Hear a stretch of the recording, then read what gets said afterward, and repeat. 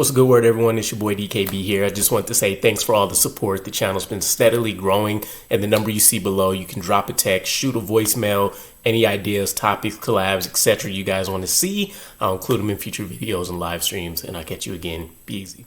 What's a good word, Jets fans? It's your boy DKB here, and the first joint practice between the New York Jets and the New York Giants are in the books, and I'm really excited diving into all of the details from it because it was a really exciting day just on both sides of the ball. And while many of the reports that I've seen referenced an up and down day for both teams, and that's definitely within context of the situation, when it comes to what matters, when people are thinking about the regular season, our starters, it feels like the Jets pretty handily had that day one, even considering how dominant the New York Giants defensive line was at being able to get pressure and disrupt some things. But just as a wholesale, right, the collective efficiency, I guess, of both sides of the unit and both teams, it feels like the Jets won. And then as we got into our second and third stringers, it felt like things started to kind of slow up a bit, and then you started to get more of those downs coming on. But let's talk about the early portion of this when it comes to the starters, right? There was early domination from the Jets defense when it came to intermediate and deep passes, and I think it got to a point where I seen them mention Jameis Winston had to pull the team and kind of have a talking to and then get back to it. The specific quote I saw said it got to the point where after enough failed plays, quarterback Jameis Winston gathered everyone into a huddle to get some words of encouragement and to give his teammates a chance to catch their collective breath. And I think the second piece is just more of the literal meaning of, hey, let's give ourselves these 5, 10, 15 seconds to recollect thoughts, focus back in, hone in on the details, and get back after it as opposed to it being more of like a conditioning concern, right? Now, from the Giants' perspective, that defensive line we knew was going to be a monster. I talked about this when I highlighted some of the matchups that were going to be going on over the course of these two joint practices, and it definitely lived up to his reputation. Abdul Carter looks like a unit. Had a potential sack versus Fields. They lined him up all over the place. I heard him at defensive tackle, of course at edge, but I also heard them playing him at off-ball linebacker, and even in the slot, I'm assuming defending, plays to the flats, different things of that nature. But the guy is thoroughly impressive in the beginning, and as much as I hear the other Giants players trying to shy away from, reigning him a king or anything like that, I think it shows that you have someone like Michael Parsons saying that he could potentially be the best player, I want to say, in the league at like his position, something along those lines. Nonetheless, though, Brian Burns gave Armand Mimbu all he can handle today, which isn't shocking. Armand Mimbu, he's been going up against Will McDonald a lot, and these are still two pretty different players in terms of playing styles and even the builds.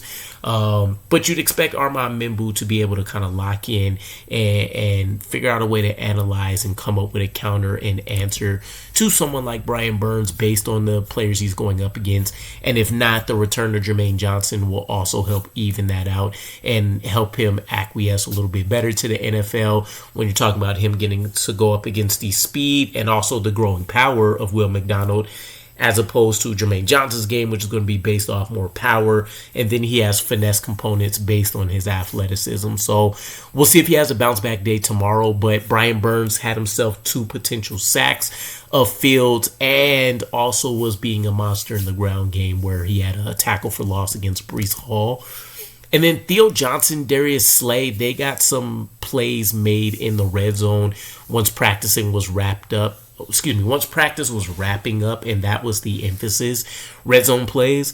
So overall, I think Russell Wilson, not quite as sharp, not quite as effective against the starting unit. And once you seen Jackson Dart come in, it seemed like some things picked up and that the Jets defense either fell off a little bit or maybe there was a lull. But Jackson Dart's looking like he's starting to impress quite a bit. We'll see if he continues to make these plays. Again, I think if the Packers' performance was anything to pay close enough attention to, it's that the Jets are going to be a little bit deeper than expected potentially, and whether it's due to the players or it's due to the coaching and the development and part of what's being built into the scheme, we're going to get some of these guys playing above probably where they should be, which is a huge factor for us. Now, for Jets specific content here, right? Let's get into some of the players here. Justin Fields. From Robbie Sable's perspective, it was a quick passing attack focused day, which makes a ton of sense and also speaks to the savvy of the coaching staff. I don't think this is one where you would have heard this same sentiment under Robert Saleh and company there, right? It seemed like we never really understood what the other team did well and tried to at least attack the obvious areas or find the easy ways to manage and mitigate some of those concerns. This is how you do it. A ferocious pass rush, you nullify them by not even giving them the opportunity to really get out there. And with a lot of these three-step drops, Sable did point out that when Justin Fields was on, he was on. It was on time and quick reads for him, which makes a ton of sense, and you absolutely love it. I think that does correlate with the return of Mason Taylor as his top security blanket in the tight end unit as well, and we'll chat about him in a bit. But 4 consecutive pass completions at some point in the beginning stages of 7-on-7s. I also seen someone else mention that at some point he had 5 completed passes, but in the true nature of the up and down performance from Justin Fields, there was also a portion of practice where he went 0 for 4 in consecutive passes as well. So we'll figure out how he's riding that out, but kind of locking back in on this game planning, right? Which we've heard AG mention he was doing for the Packers. I'm assuming it's going to be the same thing for the Giants here, but also just making sure that the weaknesses, you can try to go out there and create situations where you can draw those matchups you want.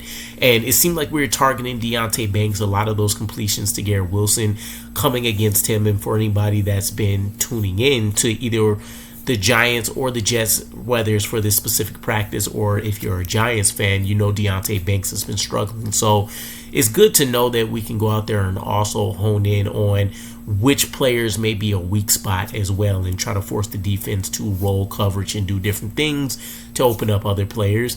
And then Justin Fields did have a red zone touchdown to Jeremy Ruckert as part of wrapping up practices. Adrian Martinez, Brady Cook, they're going to see additional reps here, but it seems like Adrian Martinez is continuing his preseason performance into these joint practices.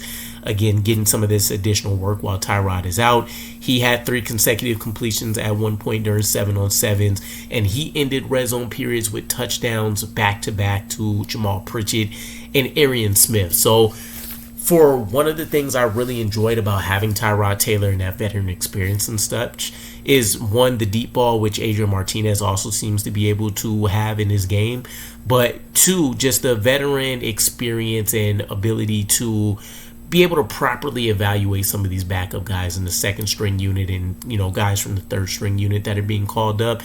Adrian Martinez feels like whenever you watch him, he's a player that also elevates the level of play of those around him and gets guys in positions to be able to make plays, and or just creates a havoc situation with his legs where he can get into those backyard football situations and at that point allow some of the athleticism from guys that may not be more technically refined a chance to go out there and thrive still, right? So love the fact that he's also balling out. Tyler Johnson probably had one of the best catches of the day, which was a throw from Justin Fields into double coverage on the sideline and was able to get in there just before the safety came over. But, of course, with no tackling and stuff, was able to make the play. I doubt he was really going to get hit at a spot where he wasn't going to be able to make that catch, but Tyler Johnson looking like he's also trying to make the wide receiver 2 spot more of a open conversation as opposed to just filling in as the slot receiver for us.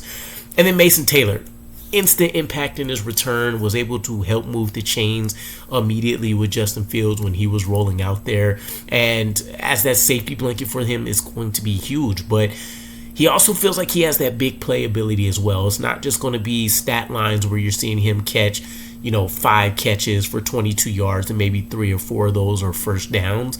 It feels like he's going to have that potential to average, or maybe not average, but have those weeks where he is having 11 or 12 yards per reception out there while forcing guys to miss and such. But had a diving catch up the sideline from Adrian Martinez as well, so he's also getting it done with multiple quarterbacks, which you love to see. Jay Tufele, this is going to be a off-season darling for us if he does anything close to what he did with the Packers last week. And it seems like he's been doing really well in joint practices here too, potentially forcing, again, the conversation to take over Byron Coward's role next to Quentin Williams. He had a potential sack against Russell Wilson, also had a tackle for loss, so getting it done in both phases. And then Michael Clemens drew a flag today, also had a really good play where he had solid recognition of play action and didn't really get fooled by the flow of the play. And then also had a pass deflection against Russell Wilson. One of the things I will say is he's going to be intriguing because Steve Wilks and Aaron Glenn have both highlighted him across multiple opportunities. But also, as we saw in the preseason game, there's been a growing lack of discipline within his game, right? Not only just the penalties and some of them being extremely dumb, but you think about like the taunting of fan bases, giving people the finger, stuff like that. His multiple, brawls with other players that are going on.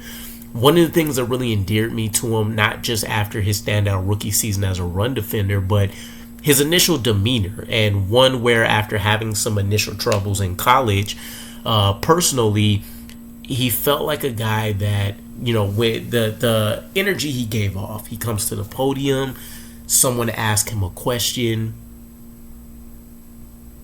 he's pausing for almost 3 seconds, and he's given a very thoughtful answer back. And it feels like you see that player or that particular person kind of diminishing in this Jekyll and Hyde kind of personality rising, if you will. So that is something I want to see us keep an eye on, because while we probably need him as part of this rotation and what this coaching staff seems to be growing more comfortable with him, I also wouldn't be surprised that if he did somehow still end up getting cut, I would imagine that the personality or some of these issues that we're seeing rise up on the field would be a reason why, right? We don't want him to essentially infect the rest of the roster with some of these not only negative plays that we know can be avoided, but also just this mentality of, I guess, being good enough to be on the field, but not good enough to avoid some of these boneheaded mistakes, if you will.